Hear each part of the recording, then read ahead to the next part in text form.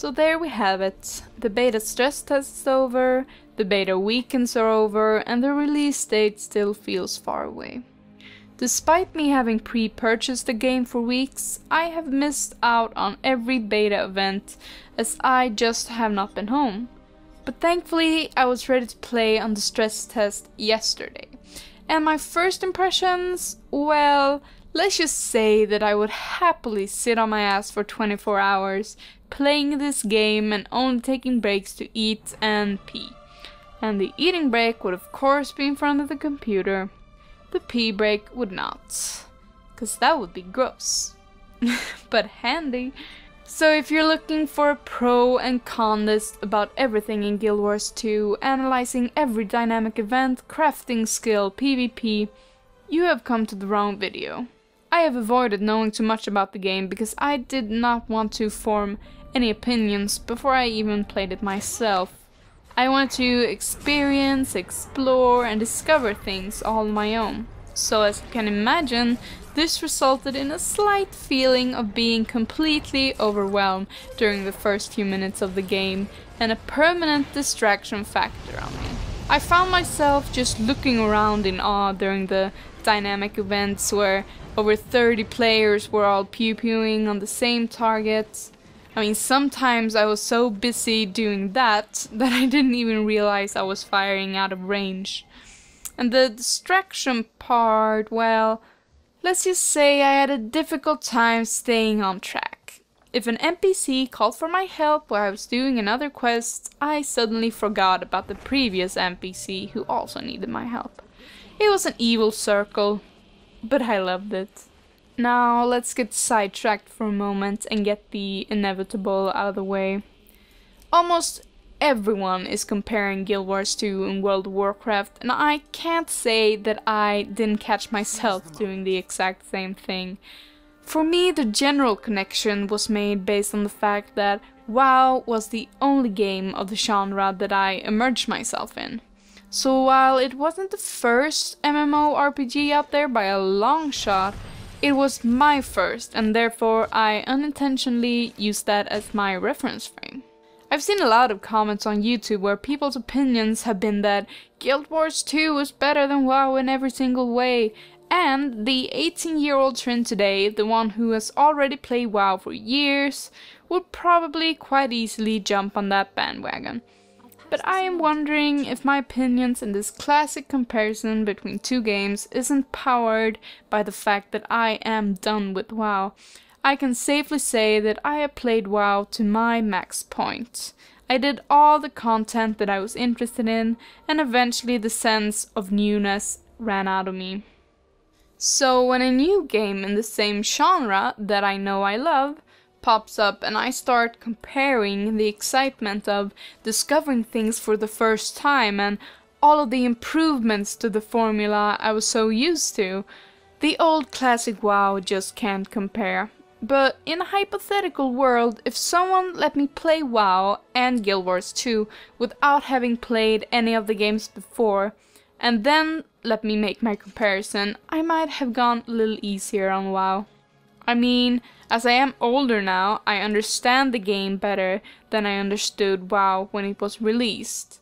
I mean, seriously, I was so little that when my brother asked me what class I wanted to play, I said Tower and Police. But in the end, I still think that I would choose Guild Wars 2. But all in all, I think the comparison is a bit unfair as WoW was released in 2004. But as of today, I can safely say that I won't be playing WoW again, and I will gladly let Guild Wars 2 slide into place as my favorite game. Enough about World of Warcraft, because this video should be focusing on the awesome sauce that is the game and the title. The first part I encountered and immediately fell in love with was the character creation screen, which I spent some time on, a lot of time. Partly because I was curious to see every option, and partly because it's my Sims scars showing. If I'm going to stare at a character for hours and hours and they give me the options to customize her hair, freaking iris sizes, and basically everything else, I'll take it. Eventually, I ended up with a Sylvari guardian named Saga Snowflake. The first little starting area is a blur to me as I got used to the controls and the fact that I was finally playing the game. I remember killing a big Venusaur, gone bad though, at least that's what it reminded me of. During all those dynamic events I encountered, I did get a feeling of people actually helping each other out though. People weren't just rushing to steal the kill from someone else, instead they helped kill the monster together, thank God for separate loots. And people actually helped resurrect each other in the middle of a big battle. The loot stealing thing thankfully also goes for gathering. Everyone can loot the same herb without it taking away from other players. Think about how many curse words were not uttered thanks to that. My first concern was how I would divide up the time during the stress test. I could check out the different professions and races, check out everyone's starting area, but I decided to leave the other races a mystery and stick with my little Saga Snowflake. I mostly left the personal story alone as, like I said, I kept getting distracted by all the shiny things, but I was pleasantly surprised when I read about it on the wiki page. I thought that each personal story would be the same if you chose the same answers to the questions during the character creations, but it also turns out that it changes depending on what you do in the game. For me, that instantly makes the personal story feel less guided and forced, like I thought it would be. And I'll have to check it out better on the release day. Skill points and talents generally freak me out, as it feels like I have to carefully place them out in order to get what I want out of my character, so I barely touched them because I didn't understand them and I didn't want to mess it up. Which seems a little pointless as the character was gonna get deleted in 4 hours anyway, but you know.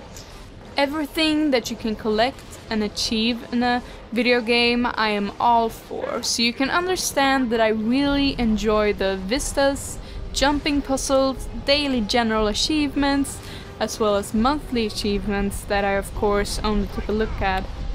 It also gives the game a little extra oomph, that you can get achievements right from the start.